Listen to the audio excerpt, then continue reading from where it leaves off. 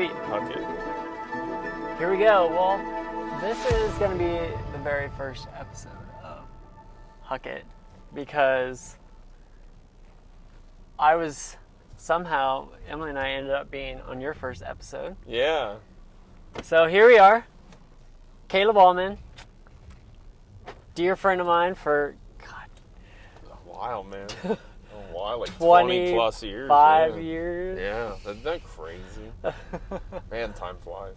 Time Tempus does fly. fugit, as my grandpa used to say. The Latin, I believe. Anyways. And it's crazy because one of my favorite things I've learned in the past year is sometimes it takes 2 years to make a quick decision. And here we are doing this recording at the very last minute. Thanks for opening up your schedule because I'm leaving on a trip tomorrow morning and you're going to be gone next week. And I really was hoping to get this launched sometime next week. So thank you again. Absolutely. My pleasure and privilege, Brian.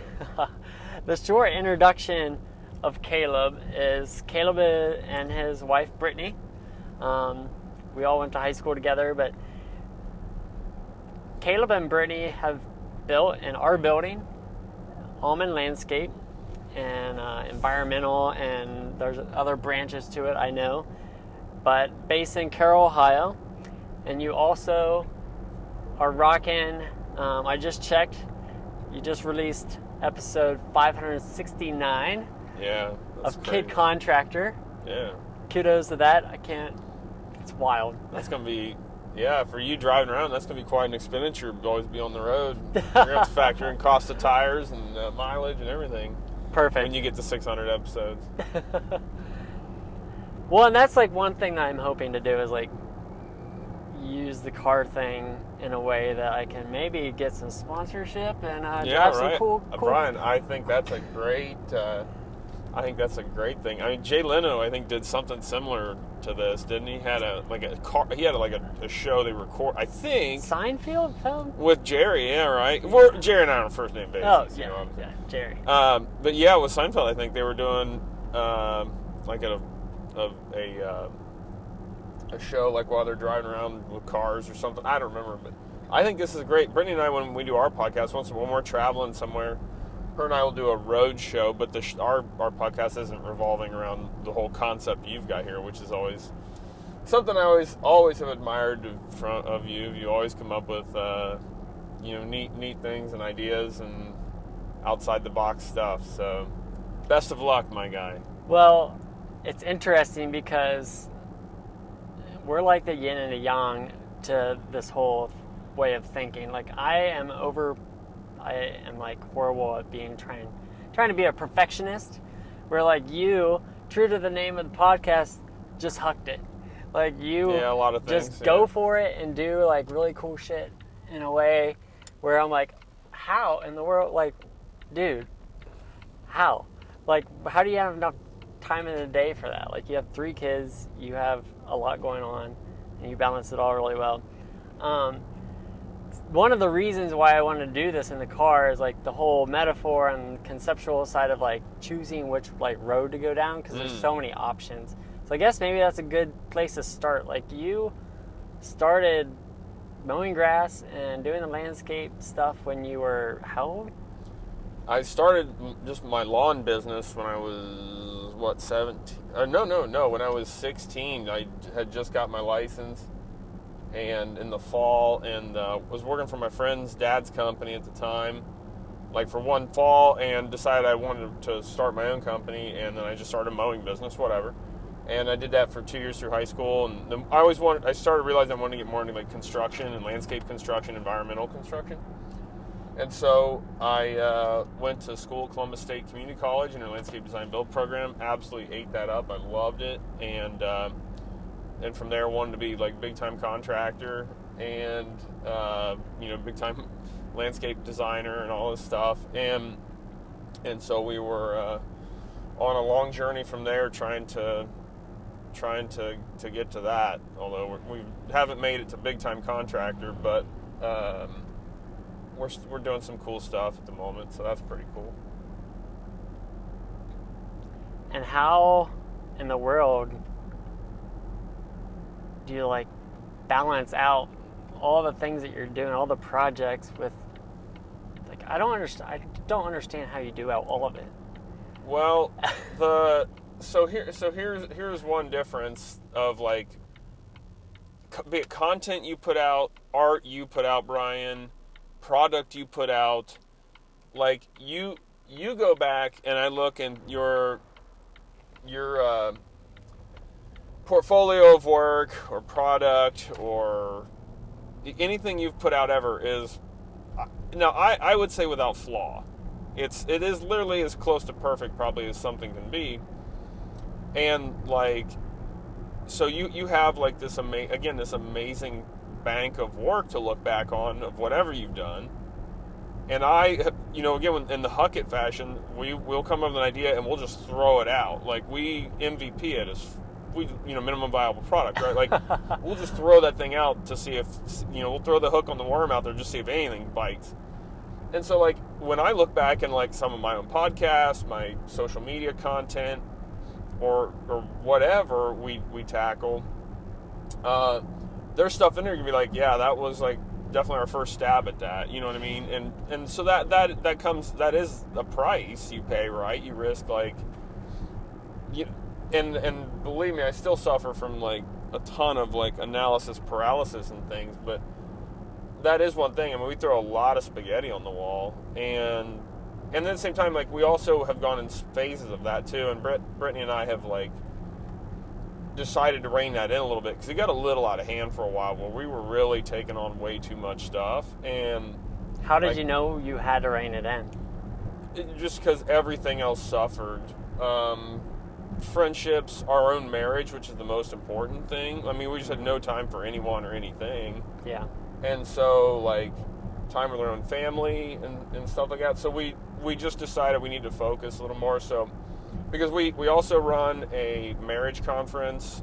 It's a small little, like, essentially philanthropical thing we do, but we run a marriage conference called Together in the Trades, and it's aimed at people that work together, that own a company of any kind, really.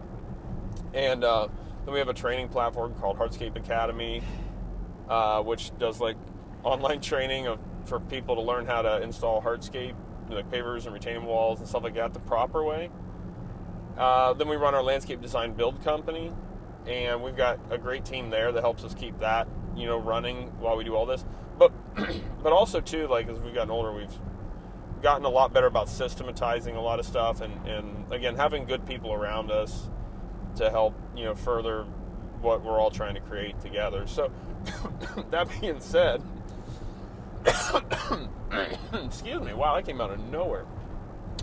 Excuse me.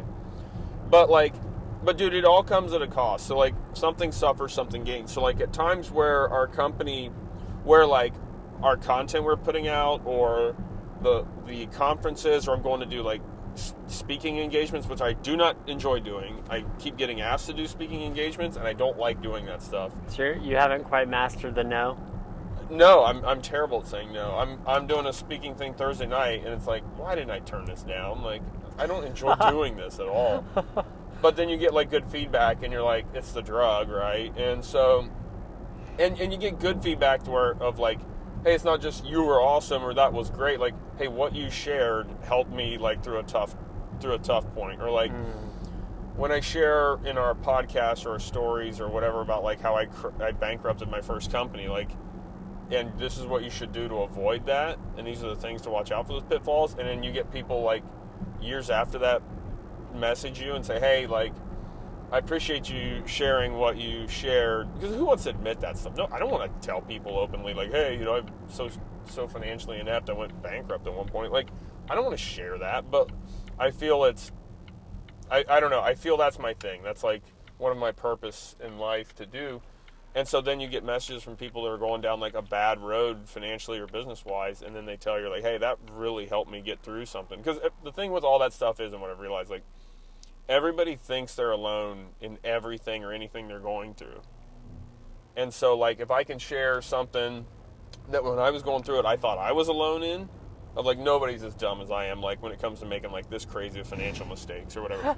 Like, no, there's tons of people making, bad mistakes. You're not alone. And so that's kind of my biggest overarching, like, if I could say I have a mantra or a philosophy on, like, helping people that are going through that stuff realize they're not alone and you can get through it.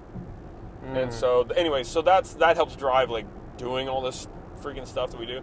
But we've gotten pretty good at, like, balance. There's not really such a thing as balance. If you want, I'm gonna drop the mic here, but like, what work-life balance looks like is you work 9 to 5 and you go home and that's it. If you want anything beyond that lifestyle, there's no work-life balance. It's a rope, and work pulls one way for a while, and sometimes very hard, and sometimes nearly over a cliff.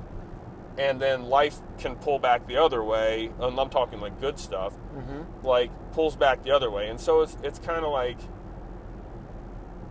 there's no real balance per se if you want to build. And again, the idea of success is so subjective. That doesn't mean anything. Like, what's success to some folks is not success to others, right?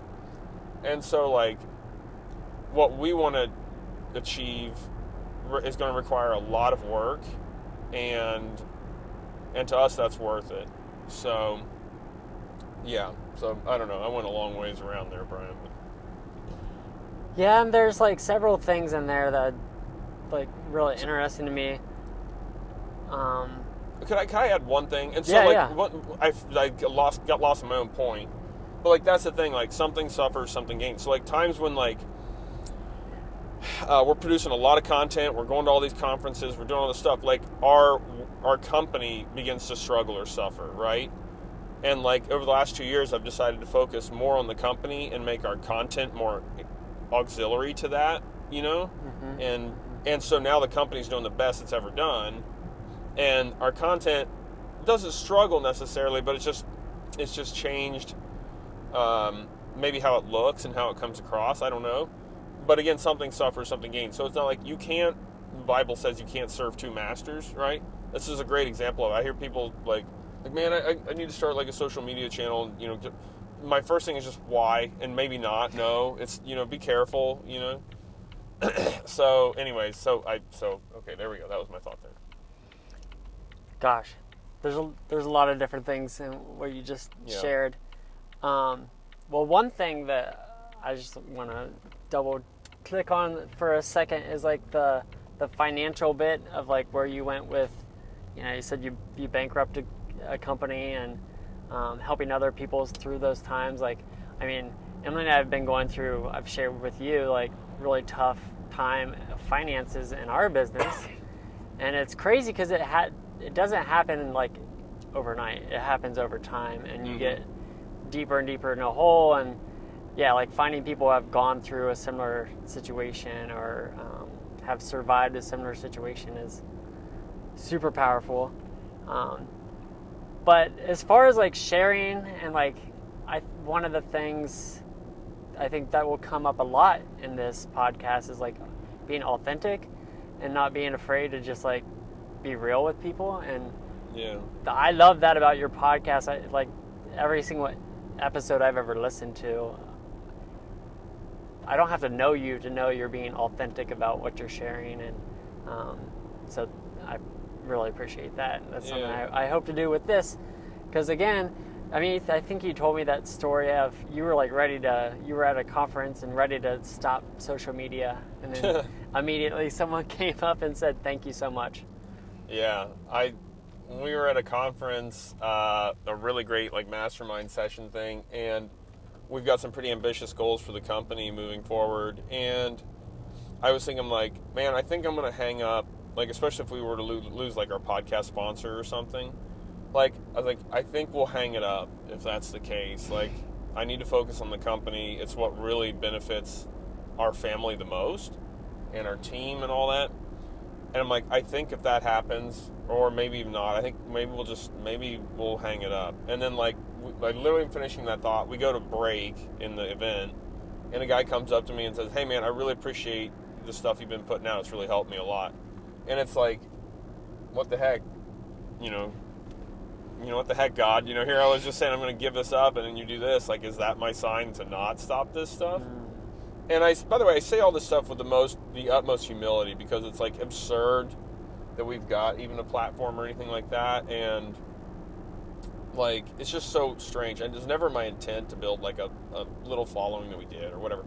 But it wasn't your intent. What was your intent? It was not my intent. No, it started. What did you think you were getting into?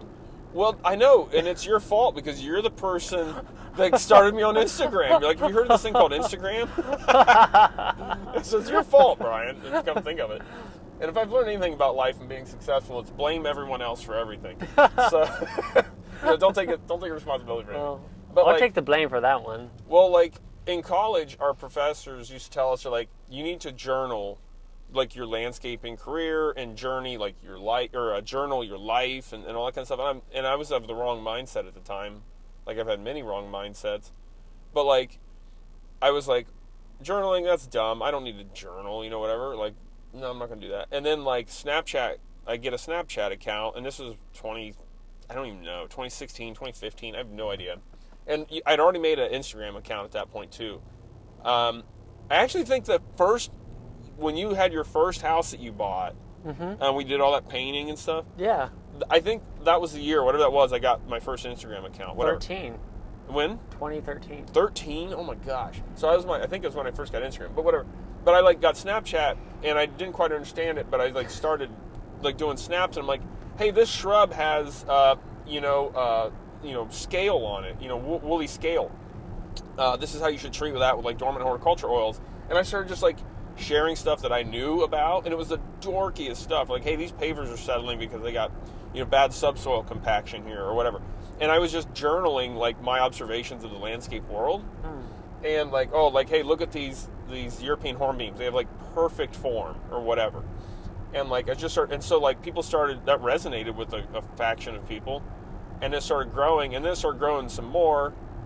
And then all of a sudden it was just like, just had followers, a lot of engagement. I was just like, man, I don't know where this is going, but I think I'm going to keep doing this. It just seems like it's going to go somewhere.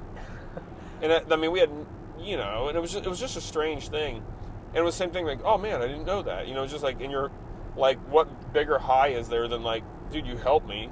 Like saying someone telling you helped them. Like, dude, I didn't know that. You just helped me learn like something about my whole profession or whatever. And it was just super, and I probably sound like a pompous ass at the moment, but like, not at all. No. But it was like, it was like, whoa, that's really cool. If like people are like, this is helping people. Like, wow, what cooler thing is there to do in life? I guess, right? And so anyway, so that wasn't my intention to build a following to then a podcast with sponsors. Like, oh, this crap. Like, never saw that coming. But it's interesting because you hated school. Oh, you did not like school. Dislike school a lot. So bad. But I liked learning. But I liked learning though. And now you're a teacher. Reading and learning. Yeah, the irony, right? Yeah, the irony.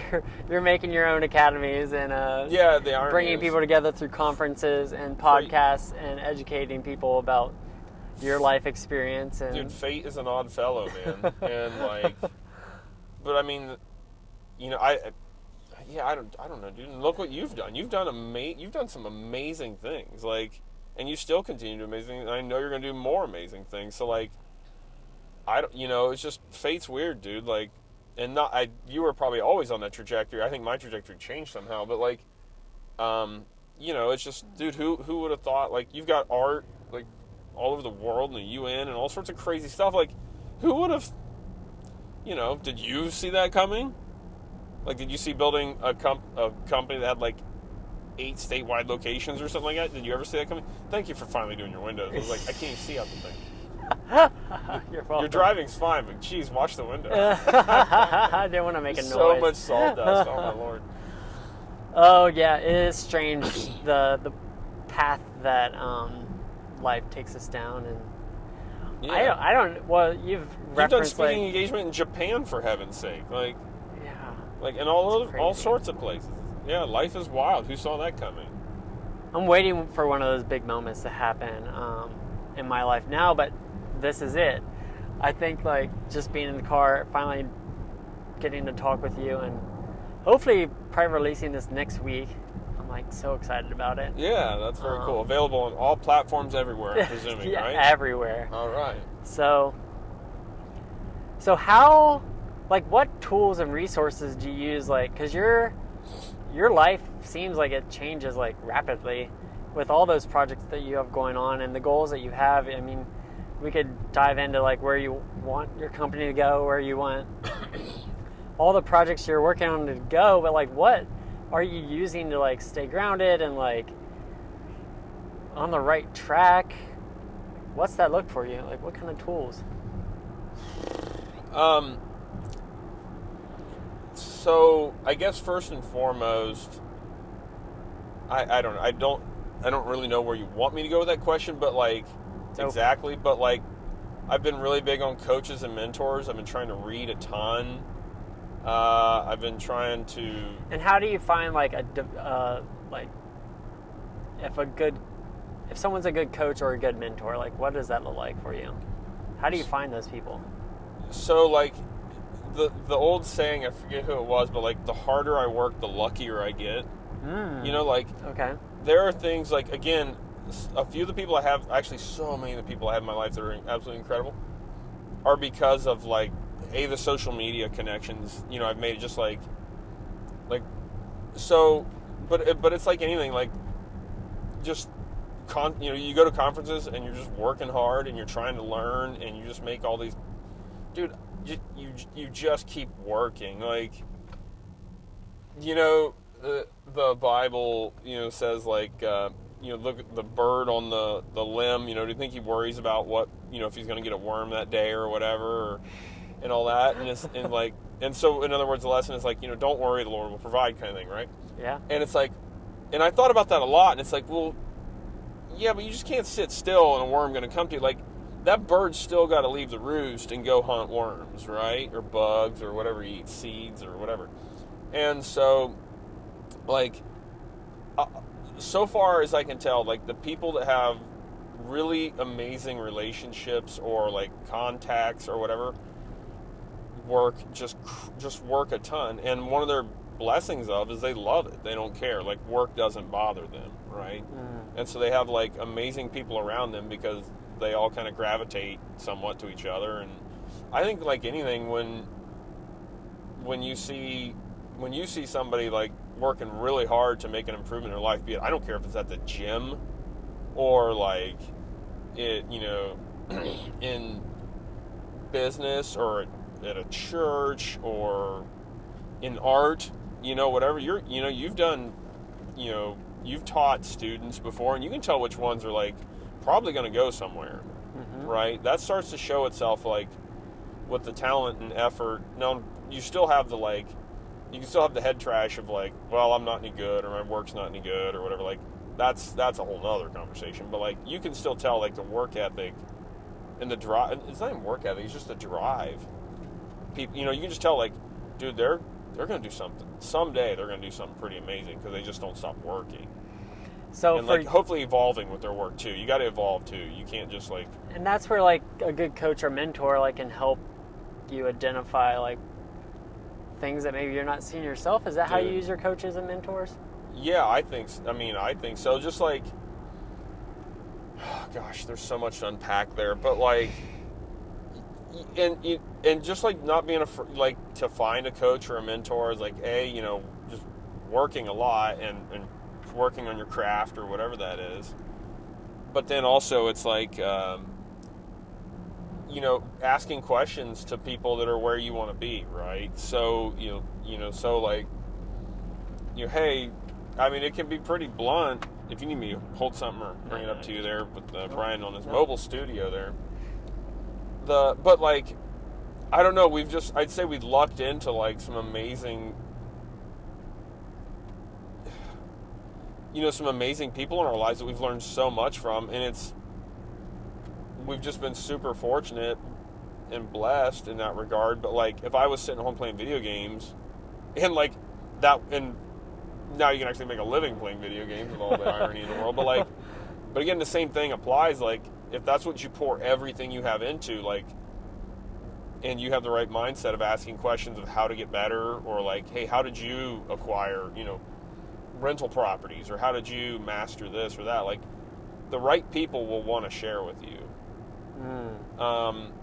in general, right? There's hucksters out there and, you know, bad people, of course, whatever. But, like, but, dude, it's, I don't know. I just can't say enough about, like, and that's why I tell my kids, you have to pursue what you really want to do. Like, you know, dude, you just have to pursue what you love. I don't know, dude. We could go which down is so really many scary. different roads. Which is it can scary. be. It absolutely is. Like, and I say this, like, you know, I'm 42 years old. I had the privilege of pursuing what I loved when I was 16, right? Whatever that looks like. Either I was just not smart enough to know I shouldn't because I didn't make any money for like 10 freaking years. You know what I mean? And then, like, because it's tough to, like, have that realization. And then at, like, 42, I couldn't imagine starting a company at 42 years old and being like, hey, I got a wife and 3 kids. I'm going to start a business. Like, oh, Lord, you know, that's going to be scary. So, like, I don't know. So, yeah, and so many people do it and are wildly successful. yeah, dude, it's like age doesn't even matter, which no, I think age is irrelevant. You know, strange. You look like Colonel Sanders and so many of these guys, like, started empires when they were like 50. Now, they also had like a lifetime or even a career ahead of that, maybe some major failures. Mm-hmm. You know, and maybe that's what, you know, fire burns the chaff from the wheat, you know, kind of deal. But, you know, you learn from all that failure, and I've learned from a lot of failure, and I've not learned from failure too.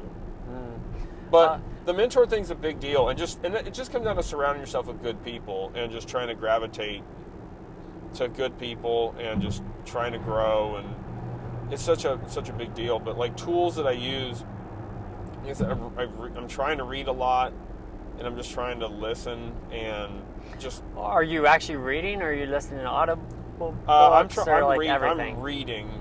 reading a fair amount. Are you doing that at night? Like before you get to bed? Generally at morning. For me, in the morning. I get up at 5 in the morning, which sucks. I don't enjoy it a bit. Once I'm up, I like it and I'm glad. But, like, getting up at 5 sucks. And so I get to the office by like 5:30 and I read for about a half hour. Okay. And so like, Brittany and I are reading a book in tandem together right now, like, because we put a lot of emphasis on keeping our marriage in decent shape, because working together can be really, really, really, really challenging. Yeah, that might have to be episode, like, number 2 that we do together. Yeah, okay, that's fine. I'm game, man. So, like, that, but yeah, I mean, I've been reading, so I read a lot of, like, I say a lot of whatever.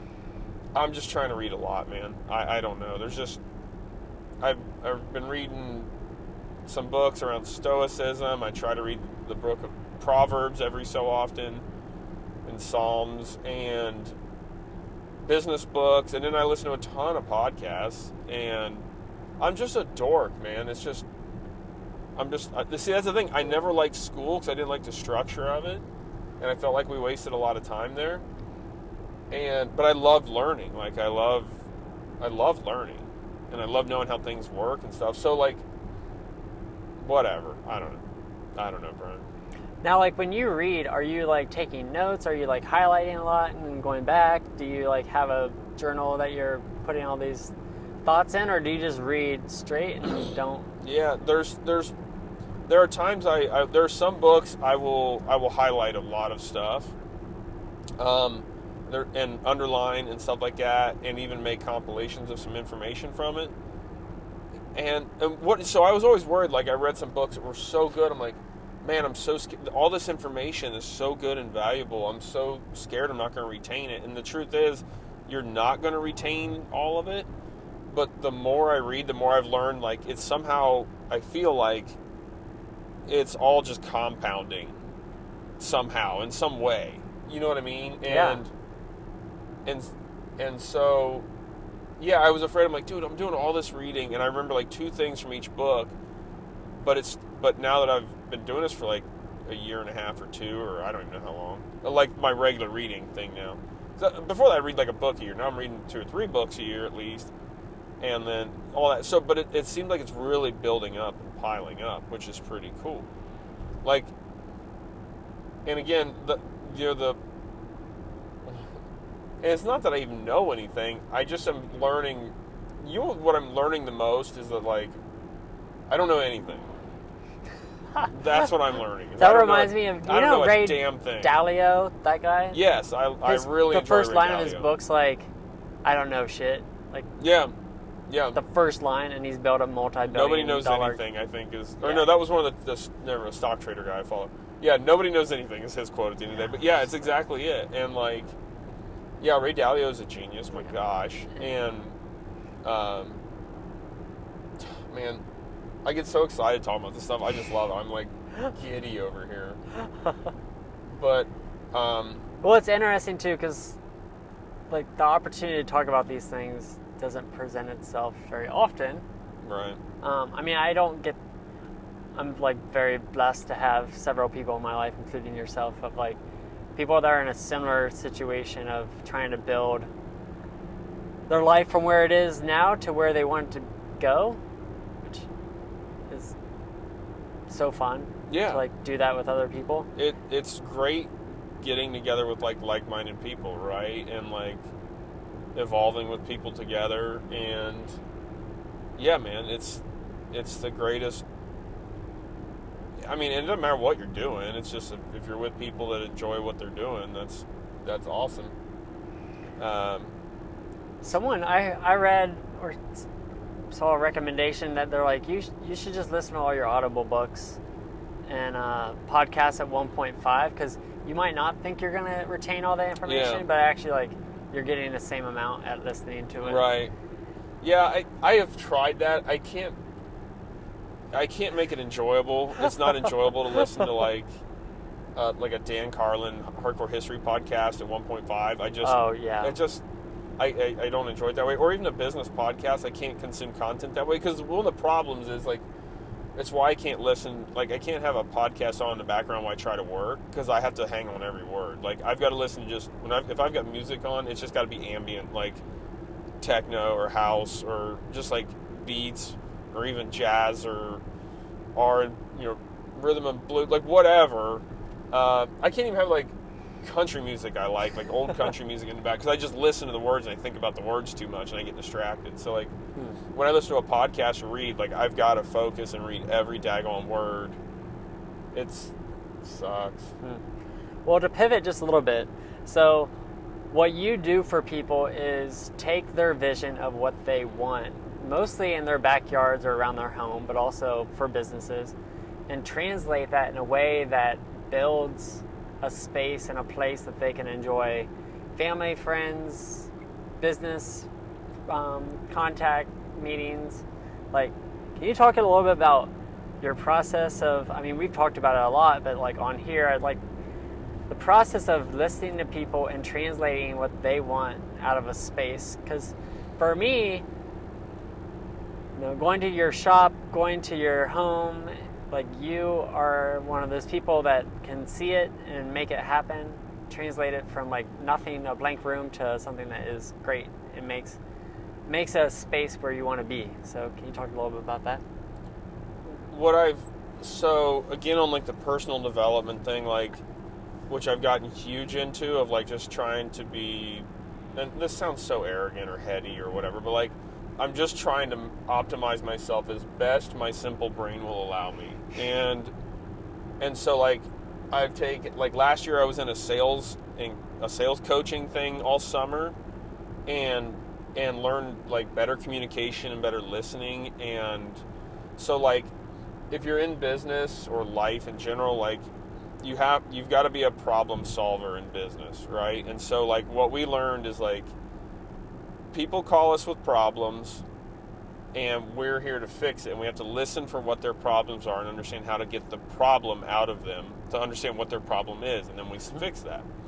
And so, like, through that class, or this coaching thing I went through on like sales training stuff, it was like, you need to listen to what your clients are telling you. They're going to tell you, and just like your spouse will tell you, or your coworkers, they're going to tell you in a certain way. You have to listen and work on developing, like, an emotional quotient, right? Which is something I was horrible at. I'm getting a little bit better, but I still got a billion years to go on that, or a million miles to go.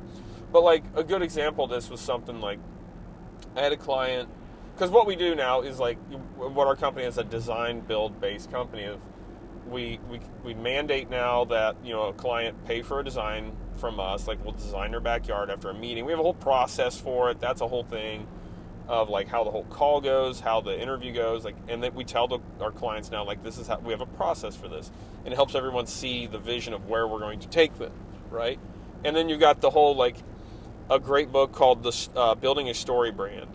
Phenomenal book. Donald Miller. I couldn't tell you that sounds right, but I couldn't tell you for certain. Miller. But the idea there is, like, there's three characters in your story, right? In like with a client or whatever. The hero, the guide, and the villain. And so, like, our goal is to make our clients the hero, right? Because essentially they called us or whatever. We are the guide, and their problem is the villain, right? And this is like an archetype all through stories forever. Like, Yoda is Luke Skywalker's guide, right? And Darth Vader being the bad guy, right? And so, like, hero, guide, villain. And so once you figure that out, like, okay, when a client calls us, what is their villain? What is their problem? What is their pain? And so, and then we're going to guide them through this process, and we're going to tell them how we're going to guide them through this whole process. And then they're the hero at the end of the project because they've got, like, an awesome project. So once I began to unfold that, I was like, oh, okay, I get it now. And so, like, really listening to clients and trying to figure out their problems. So again, we develop, like, and we're getting ever better at this and doing ever cooler projects. And so, like, an example of this was a lady was telling me, like, they had me out to look at, like, replacing her deck with a patio. Okay, normal project, nothing too exciting about that, whatever. But then, like, and I wasn't super excited about it, which is funny because, like, 5 years ago I'd been like, this is awesome, it's like a dream project, you know, whatever. And now it's kind of like, you know, another patio. Funny what you get complacent with, right? And so I was like, okay, yeah, cool. This will be about this much, you know, whatever. And then we start going, you know, to kind of, you know, to anticipate budget and all that kind of crap. But then, like, she kept mentioning how hot their backyard. It was west facing, billion degrees out there in the summer. And I heard her say it like a second time and then a third. I'm like, okay, well, there's our pain. I'm like, there it is. Mm-hmm. And I got excited all of a sudden. And I'm like, well, okay, I'm going to float an idea past you. This is probably going to blow the budget just to smithereens, but I cannot, you know, and we want to get a yes out of a client or someone anytime we can. And this isn't manipulation. This is like, they called you for a reason. They want a solution. You're so it's not like I'm manipulating them into anything. It's just like, I'm going to bring out of them what they were trying to achieve. And so I'm like, you mentioned the yard's so hot back here. This patio we're going to build, nothing's going to change. Like, you're going to still have a hot backyard. It's going to be just hot. The patio would be cool. It's just going to be hot out here. So you mentioned it's hot like 3 or 4 times, 2 or 3 times. I'm going to float an idea past you. It's going to be way up. It's going to be like 3 times our budget right now. Is that okay? I just want to run this by. I'm excited about this idea I just got. And they're like, yeah, cool. And so I go through this thing of like, hey, we're going to take the patio, actually put it into the hill here.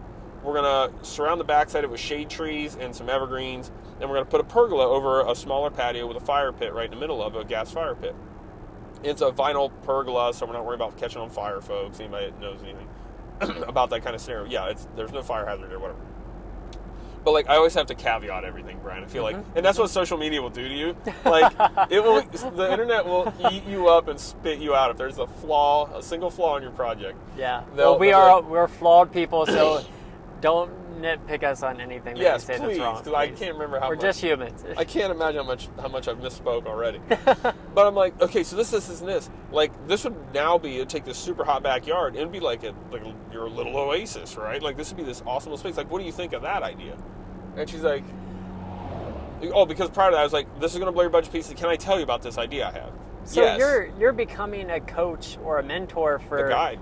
The guide for your client. Yeah, our goal is to guide them to a solution. They're like, oh, I'm going to hire a contractor to build this, and then what they didn't realize was they're hiring a guide to make their life better through design. One of the things, though, that, like, again, through our business, we've learned, like through a sales call process, like, we can kind of discern who's the right client for us anyhow. Mm-hmm. And one of the things that helps us get through there is, like, when we charge for design work. The folks that are willing to pay for a design or a plan are a little more discerning client and understand, like, I could probably find a great contractor, but there's not going to be a plan. It's going to be confusing. You know, they're going to say this, draw it on a napkin. And by the way, I was that guy forever, for the record. Like, I'm not above and beyond that. I just, again, thank the Lord, like, we've found some ways to, like, grow and evolve. Mm-hmm. And, like, but I was that guy forever. And so, like, yeah, that's the idea of, like, when we talk to them on the phone, you know, they're like, well, we have, like, this wet spot in the backyard, and there's always mud, and my wife's going to kill me if the dogs bring any more dirt in the backyard, in the house, you know, and we want a patio, and I was like, okay, pain point. Wife's going to kill you, dogs in mud. Okay, cool. So to fix the dog mud issue, when we're done, it's going to be a little bit more, let's sod the yard so that we can eliminate your mud issue, have grass immediately right out the gate. Your wife won't kill you now. And because we're going to fix that problem you were telling me about of, like, there's constantly mud in the backyard and you don't have anywhere to entertain. And so, like yeah, it's like, is that like starting to get down the track of what you're thinking about? Oh, yeah, that's actually it, yeah. And so, like, that's just how and again, I've got so far to go on being good at that. But, like, as I've started to unpack that and realize that, of, like, again, people call us for a reason, or, like, your spouse, like, says something to you in a way, on, like, the book I'm reading right now is called For Men Only, and Britt's reading a book called For Women Only. Oh, interesting. And it's explaining, like, and it's the love and respect concept. Essentially, men want to feel respected by their spouse and humanity in general, and women need to feel loved. And so, like, if either of those get off kilter, you get into this just death spiral of emotion. And so, like, if I don't feel respected or appreciated, like, I start getting grumpy, and if my wife, and then I don't start showing so much love to my wife, this begins this downward spiral, and that can go the other way, and then downward spiral that way. And so, like, we're always just working on trying to understand that with each other, of, like, when we're going down those kind of roads, you're like, man, if I say this or do this, she's not going to feel loved, or she's, you know, whatever. Yeah. So, like, yeah, so that's been a it's really good read. It's also applicable to employees. Oh, dude. Because in my experience, is like, I love being a team leader. Unfortunately, right now, I don't feel like I'm a great team leader because I am spread so thin over all that we do, all my roles of the company. But it's interesting that you say that. Like, some people want the respect and other people just need to feel loved. Well, and that's where, like, the Myers-Briggs test and the color chart test or whatever. What's the other one? The Enneagrams. We started doing that in our company, and then what we learned about our guys are like, oh, he's a red. He specifically wants respect and praise. Yes. And then our other guy is a blue, and he wants, I forget what the blues want, but, like, you know, he just wants, like, I forget. You know, it's just like, that tells you so much, right? But I like the simplification of, like, love and respect. That's really the pretty gender breakdown, more or less, on average, right? And you'll have variations each direction on that of, you know, whatever, but yeah, dude, it's when we went to a thing. I sound like I'm some super religious person. I believe in Jesus Christ and all that. Like, but yeah, I'm not, like, I don't know. I'm a Bible beater in some way, I suppose. But, like, whatever. But, like, we went to a love and respect thing. Just if you look up love and respect, it teaches on those principles of, like, essentially, like, how to, what your wife is looking for, or a woman in general, like, is needs love. It needs to feel loved. And the man generally needs to feel respect from his spouse, and again, from the population as a whole. And so then what drills deeper into that in this For Men Only and For Women Only book, it drills deeper into, like, where that really stems from and what those feelings are. And, like, we don't, this is a whole nother podcast. Yeah. So we don't have to go down the marriage and coaching, because I have nothing to say there. And by the way, all this being said, like, I don't know anything. You know what I mean? And then, by the way, not only do I know nothing, I'm going to die too. Right? The stoic thing, right? Yeah, like, it's like, you do all this for what? You know? And the Marcus Aurelius way, which, by the way, the book Meditation's phenomenal read. Like, that alone, like, make sure, you know, whatever, like, I'm building my little empire of dirt here, and I'm still going to be dead in 50 years or whatever, Lord willing, that long. And, like, all that's going to matter, and I tell my children this right now, like, all that's going to matter, like my daughter's in public school, it's like, she's talking about somebody was mean or doing this or that. Like, Addison, when I look back on my classmates, people I knew in school, all I remember is they were mean or they were kind. That's all that matters. And if I hear somebody's name that I went to school with, like, oh, they were a kind soul. They were a good person. They weren't a jerk. And granted, it sucks, but that's how you're going to get painted. Like, people do change and all that. I get that, whatever. But, like, or, like, they mention somebody else's name, like, oh, that dude was a jerk. Yeah, what a jerk. I bet his kids are jerks too. You know, and like, and so I tell my daughter that of like, just remember all that's going to matter down the road. And I tell that story, and again to an 11-year-old. My daughter still thinks I'm cool, thank the Lord. That won't be forever. It still listens. 2 more years. Yeah, right. And so it's like, but it's like, that's all that's going to matter of all this silly stuff at school of like, who has what water bottle or, you know, whatever. None of this is going to matter. Yeah. And, yeah. Well, I just had my 20-year high school reunion. Yeah. It's like, it was interesting how that plays out. Of like, I'm super judgmental of myself, but I'm a nice, kind person. Like 98% of the time, Not how I remember I think. in high school, but whatever. And Pushing kids in lockers and stuff. Yeah. Anybody who knows Brian Kellett at all knows that's absolutely absurd. No, you are one of the kindest, most awesome people I know, absolutely, and have always been, by the way. But I don't really think too much about that. But and at my 20-year reunion, just like talking with the variety of people that showed up, like, yeah, they're like, oh yeah, like, you're the same person you were back then. I was like, huh, that's pretty nice. That's good, yeah. But thank goodness. It's hard to be in business, and my father-in-law is always like, I love that you're a kind and nice person, but sometimes you need to learn how to be a little bit of an asshole. Yeah. Which I've learned over the years, right. like how when to pull that out and when to not. But you've got to have boundaries, and there's got to be rules, and it's got to be enforced too, because then you lose the respect, and when you lose the respect, man, that's tough. Yeah. So, what are you looking forward to? Like, what's next? Like, anything you want to plug? We're at 47 minutes, so,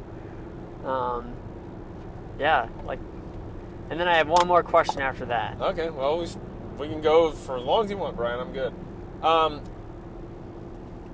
Well, more reading and learning and trying to become more tolerable by my wife, and or to my wife rather is what I mean, and so just more reading and trying to make a dense brain less dense, I suppose, you know, and just whatever. And so, you know, so just tons of personal development, just trying to just work on myself and whatever, all that stuff. So like, there's that. Just growing a company, we're going to attempt to double in size this year. I say attempt, that already setting yourself up for failure if you're in the positive growth mindset stuff. So like the goal is right now we're going to double in revenue and do it in a very efficient and effective way. And you just hired a landscape architect, or we are in negotiations and hopefully in the final stages of that. And we'll have the landscape architect has been drawing our stuff, has been doing it freelance, and we've made a very aggressive offer for our little company to bring him on. And that is just going to take us into a whole nother level of capability, because there's a difference between landscape designers, which is what I am, a lowly landscape designer, and in landscape architects. And he's got civil engineering background. Like, he is so great, and he's just going to take our company or help us take the company just a whole lot higher level, and it's going to allow me to focus on still just bringing in great clients to him. So yeah, super excited about that. We've purchased a ton of equipment. We're looking to hire 3 people a year for the next 5 years. Like it's, you know, we did 1.2 million last year. We're looking to do 2.2 officially. The unofficial goal is 2.4. Amazing. And the only reason I say that is like, and the same reason with like my Instagram thing of like the humbleness or the openness or whatever. Like it's saying like, dude, I've been bankrupt. Like, we came out of bankruptcy with $20. I mean, literally $20 freaking dollars. You know what I mean? And so like the reason I share that is because we have now a beautiful shop, beautiful, awesome equipment. We have all this cool stuff, but it's like it wasn't handed to us. And then also like why I share on Instagram like, hey, Britt and I are like, we're fighting today. We're arguing about this and that, or we've had arguments on our podcast, like on the air, and I've decided to air it because it's like, I don't want ever somebody to, because we also have people reach out to us like, hey man, I'm making $125,000 a year at like my union job, and I hate my job, and I want to go start my own excavating company, or whatever, you name it. Or like my wife wants to quit her nursing job and come, and join me in the business. And it's like, when we are in the position we're in, where like, we could make us look like so awesome and perfect and flawless and nothing's ever wrong. Like, we could look like the most polished. We'd make Chip and Joanna Gaines blush if we wanted to make that look that way. Yeah.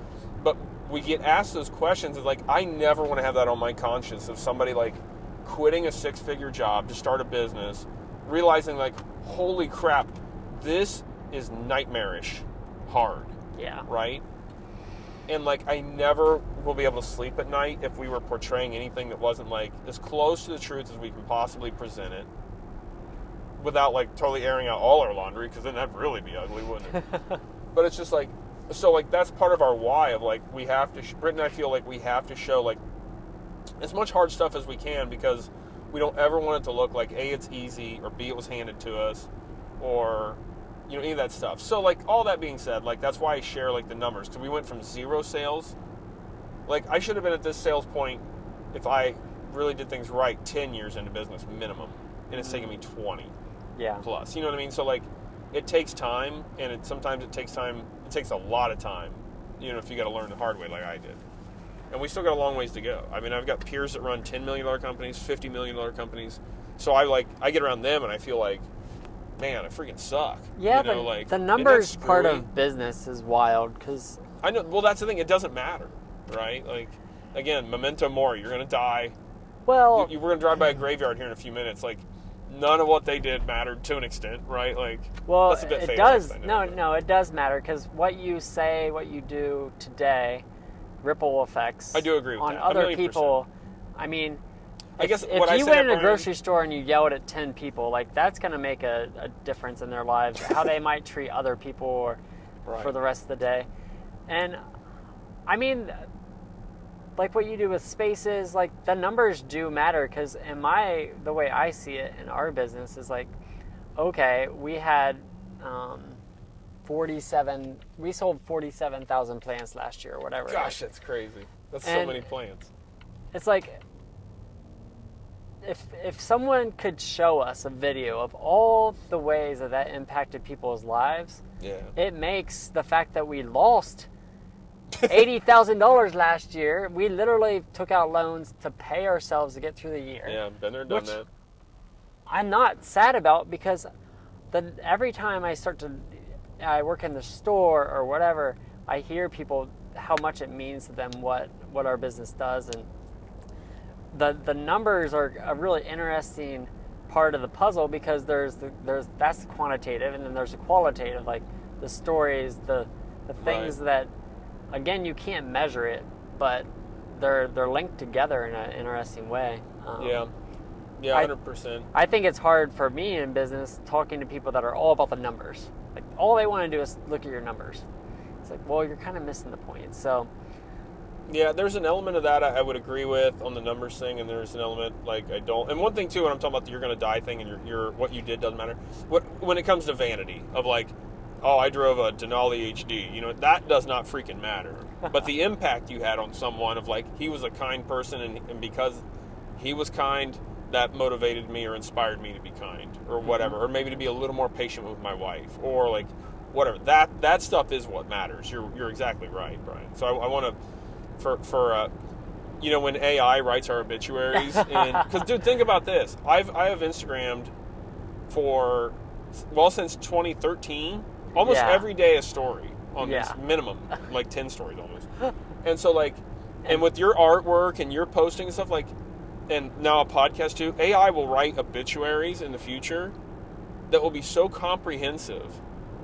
Like, think about that. Yeah. That's going to be insane. It's crazy. Like, whatever. Anyways, that was a thought I had the other day of like, dude, some people's lives are going to be documented from cradle to grave nearly digitally.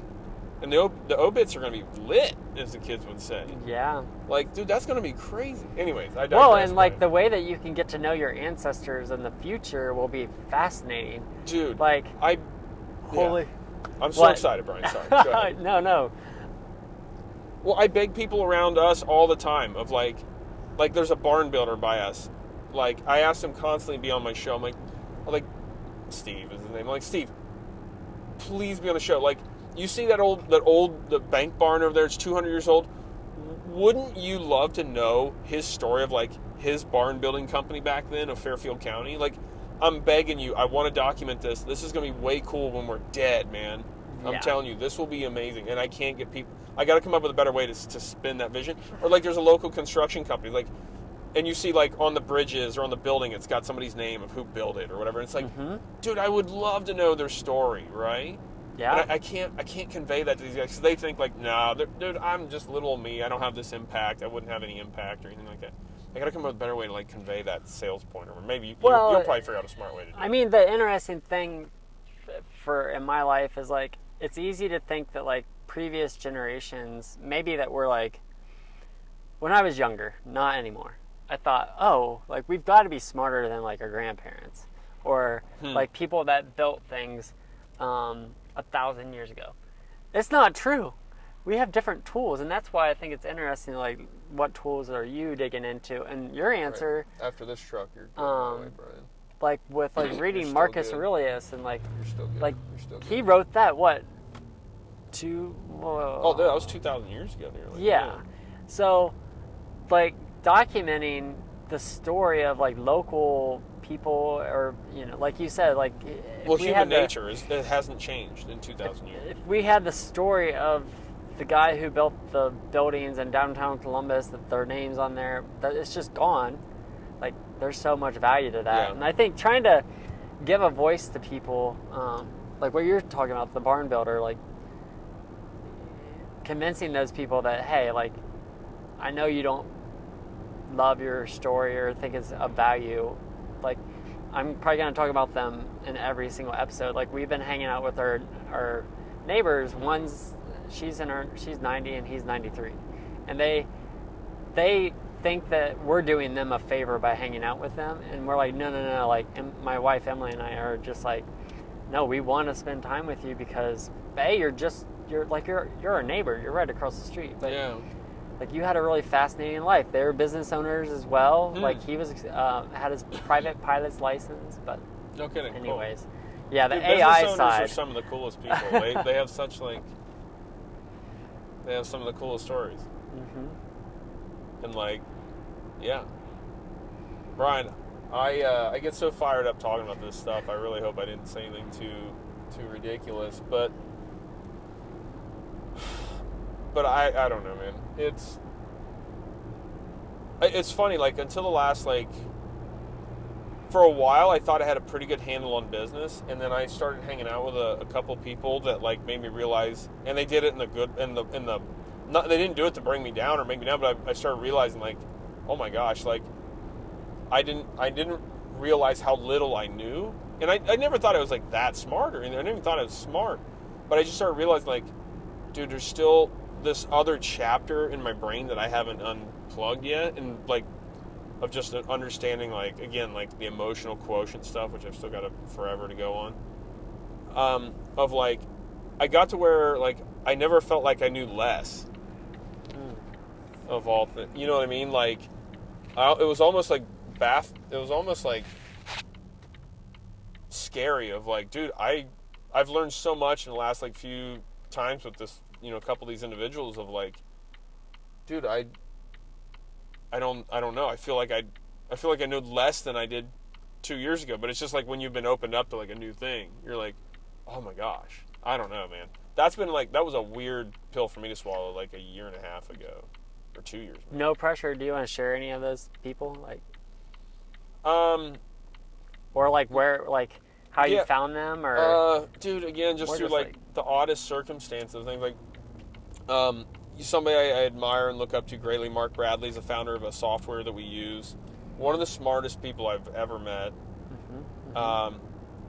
And just, it just, again, has really helped me, like, understand, like, the personal journey you need to take of, like, being a better leader and understanding your team better and, like, what motivates people and all that kind of stuff. How long ago did you meet him? A long time ago. Okay. But didn't really get to, like, have, like, eye-opening conversations with him until, like, and he started putting on, like, this mastermind series that just completely changed, like, how I looked at business. and he's doing it like so cheap too, because he sold the company, he's turned philanthropic now, all that kind of stuff. Man, these drifts are crazy right now all of a sudden. Nuts. That's so cool. But dude, just like gosh, like from you I've learned so much. It's because of you I think I know something about wine. I don't know anything. You know what tastes good. It's because I'm that guy that has no taste that thinks he has taste, you know what I mean? And so like because of you I think like I always yearn so badly for your approval, Brian, and like anything I draw up or like a concept I have on anything, because you're so brilliant with like artistic vision and like how things should be composed, a photo or an image or like a layout of something. I don't know what I'm doing, but I always just like, man, I hope Brian half approves of this and doesn't think I'm too stupid, But like you, my friend Ken Deemer and Pat Murray, dude, there's a million people. Brian Fullerton with social media, like stuff I've learned from him is just crazy. Mm-hmm. Dude, there's Dick Ansley at Columbus State. There's just so many people that I've just been so privileged to get to know, and just have helped me like become, I'd say, so much better. But that again, with trying to sound as humble as I possibly can. Who you are today. Yeah, and I still got so far to go. And I wish I'd listened to him harder years ago, right? Like, man, how good that, my dad, my grandpa, my parents, like, your dad was, has great wisdom. Like, there's just so many people that are just, if you just shut up, which I'm not good at, obviously, and just listen, man, there's so much cool stuff out there.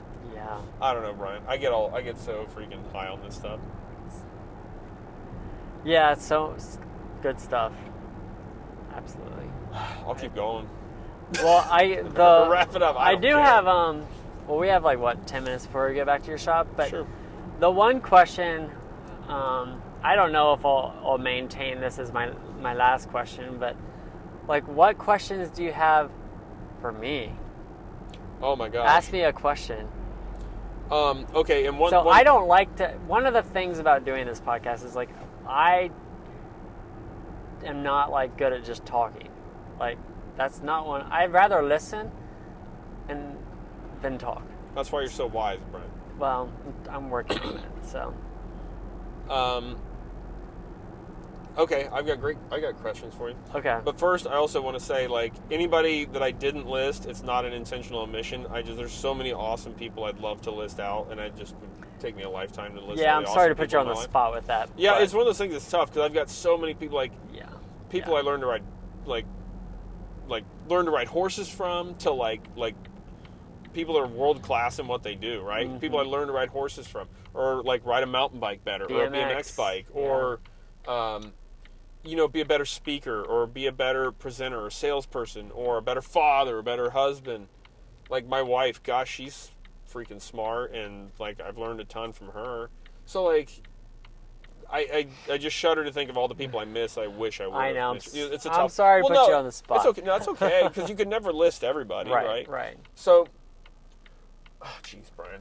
So right now, with business and Stump and Huck It, what's important to you right now? Whew. What is important to me right now is fully appreciating exactly where I'm at. I've been working hard on it through like meditation and breathing, and I'm really, really into Taoism. So, or Tao. Yeah. So Tao. I was gonna super make a joke into about that. The spelling. Huh? I was gonna make a joke about the spelling, but decided to omit it. But I pretty much tanked it anyway.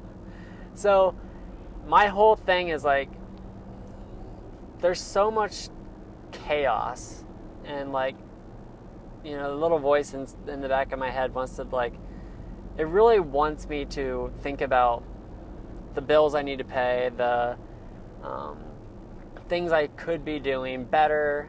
Again, like I've just in the past month and a half figured out, like, self-diagnosed myself as being super judgmental to myself. So what's really important to me is just like being like as 100% present all the time as I possibly can, and getting rid of kind of the negative self-talk, or like building, like hyping up negativity of like what could happen, that, you know, I'm always waiting for like this nasty email or something, and they do come. Right. You know that's always going to happen, but Sure. I've been working hard to, like, you know, refining the notifications on my phone, like when do I take time to invite those things to potentially happen in my life. So yeah, that's what's important to me. You mentioned, and a couple times now, like being less judgmental of yourself. Define judgmental. Like, what do you mean judgmental of yourself? Well, I mean, like critical of yourself? Yeah, or the what? way I Like, think about it is like, you know, when you point your finger at someone else, there's, you know, more fingers pointing back. Right. Or in the Bible, they talk. What's the? I'm sure you know the scripture of. I doubt it. Like, you're pointing out the log in thy eye. Yeah, the thorn in your neighbor's eye when you got a log sticking out of your own. Like, oh my gosh. We all live in glass houses. It's like, every time I think of that scripture, I'm like, wow. Yeah. So what I realize is I don't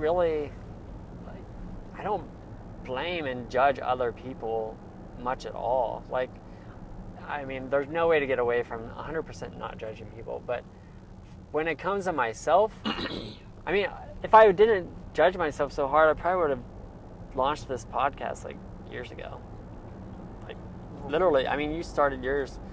I just hucked it, Brian. And Yeah. the first episode, actually, my first episodes are good, and then it gets kind of crappy. About episode like maybe 300-400-ish aren't so great because I had a really, really hard year. It was really tough, and the content quality went to crap. I think it just wasn't that good.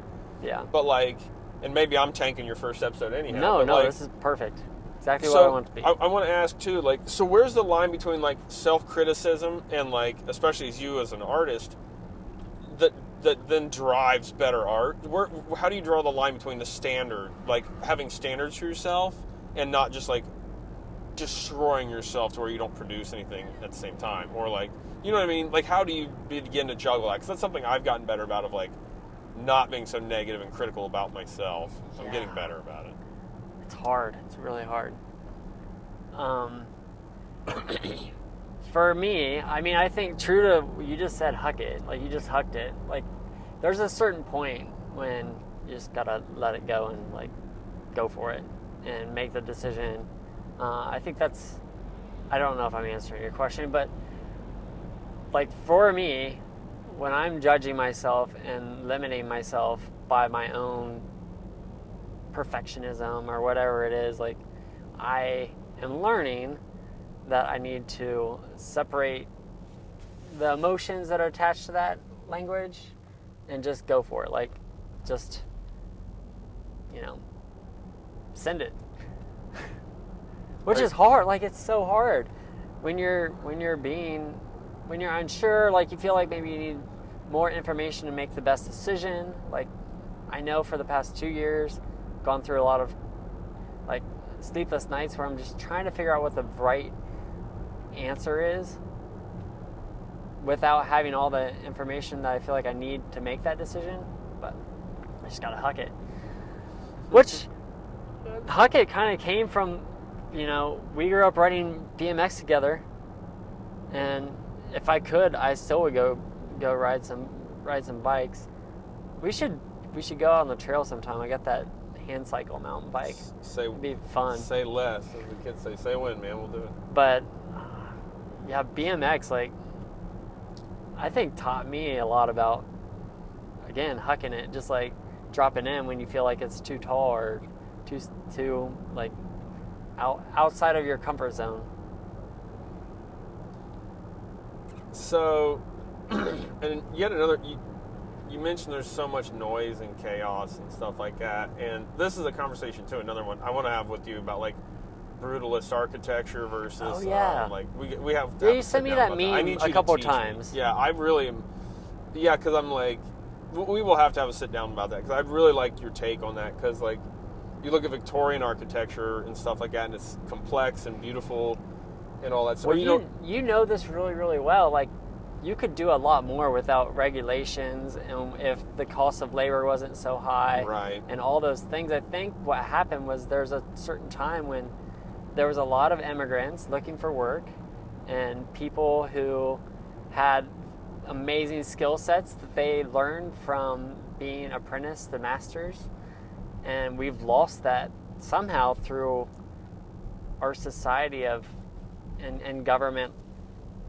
I mean, I know in my business, like, if there were certain things that weren't in place, and a lot of them are for the better, but I think it'd be interesting. You talked about AI, how AI and robots maybe will start to bring back more intricate, unique, like all the decoration stuff that, and like ornate stonework and stuff like that. Yeah. Will that have the same soul in your opinion? Like, well, I think if it's guided by someone that has a soul, I think that's where we'll shine as people that understand how to.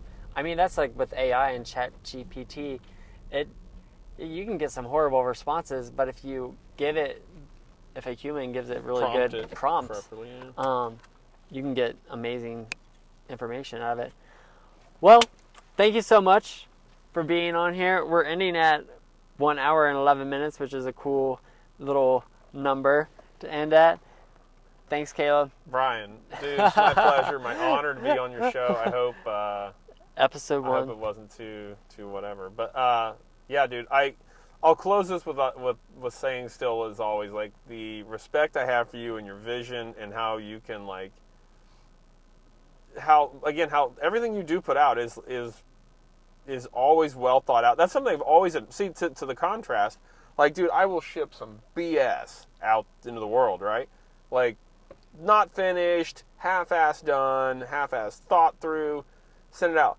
And then I look at everything you put out, and it's always so refined and thoughtful and well done. And just like, I'm always like, man, I wish I did that way. And so, like, I always thought, like, dude, I wish I could be like Brian and only put out, like, the most, like, you look at the end of my patio down here at the office, there's, like, unfinished portions down there. There's trim work that's not done at the bottom of the office here. But, like, the whole building as a whole is done. But, like, you would have had every little detail of this place, like, finished. And I just, like, and that, I think that's a detriment, like, whatever. But on my end, so whatever. But Brian, I love you and I respect you so very much, and I think what you and Emily have built with your guys' talent and all that is just the coolest thing. So thank you, Brian, for having me on your Huck It podcast, man. Yeah, love you too, brother. Thanks for hopping in the car last minute. We did it.